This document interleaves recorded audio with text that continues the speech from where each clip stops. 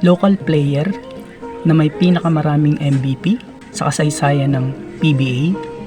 Sino nga ba? Pero bago yan, paki-follow naman po ako sa aking Facebook page at TikTok account at paki-subscribe na rin po ako sa aking YouTube channel para maging updated po kayo sa mga susunod ko pa pong mga videos. Ang local player nga sa PBA na may pinakamaraming Most Valuable Player Awards ay si The Kraken, Junmar Fajardo, na may total na siyam na MVP. Ang iba pang player na pinakamaraming MVP na sumusunod kay Junmar Fajardo ay si El Presidente Ramon Fernandez na may 4 na MVP awards at si The Captain Alvin Patrimonio na may 4 na MVP awards din. Si The Kraken nga po ay nanalo ng Seasons MVP Award noong 2014, 2015,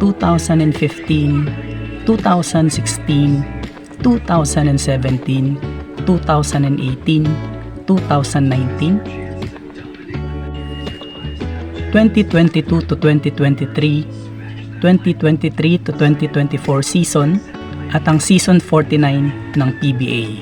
Siya din ay may kabuuan na 12 kampyonato, 13 Best Player of the Conference Awards, 10 First Mythical Team Selections, at may hawak rin ng record na 5 times Finals MVP. Siya din ay nanalo ng 8 All Defensive Team Selections Awards. Si The Kraken nga din po ay may hawak ng 6-peat consecutive MVP simula 2014 hanggang 2019. Si Junmar ay lumaki sa Pinamungahan, Cebu, kung saan inadmit niya na ayaw niya na siya ang pinakamalaking bata sa kanilang lugar dahil madalas nga siyang nabubuli. At nung kanyang kabataan, hindi niya nga pinangarap na maging isang basketball player kundi ang maging billiards player. At sinimulan niya lang seryosohin ang larong basketball noong kanyang 19 years old nang mapasok siya sa University of Cebu sa kagustuhan niya na ipagpatuloy ang kanyang pag-aaral para makuha ang scholarship ng school.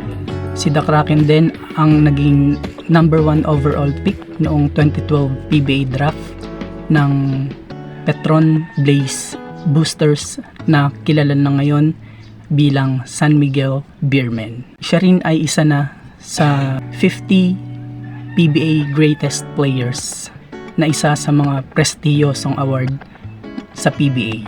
Sa kabila nga ng pagdodomina nito sa loob ng hardcourt at ang kanyang iba't ibang individual trophies and awards, si Junmar ay kilala bilang mahiyain, grounded at isa sa mga pinaka-humble na PBA players.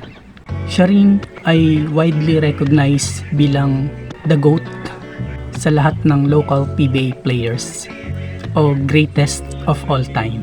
Ngunit sa kabila nga ng kanyang pagiging humble ay ikinikredit niya ito kay El Presidente Ramon Fernandez.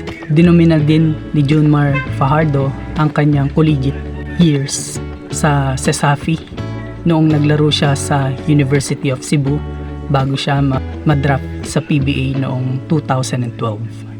At si The Kraken din ay naglaro lang sa kanyang buong PBA career hanggang sa kasalukuyan sa iisang koponan na San Miguel Beermen.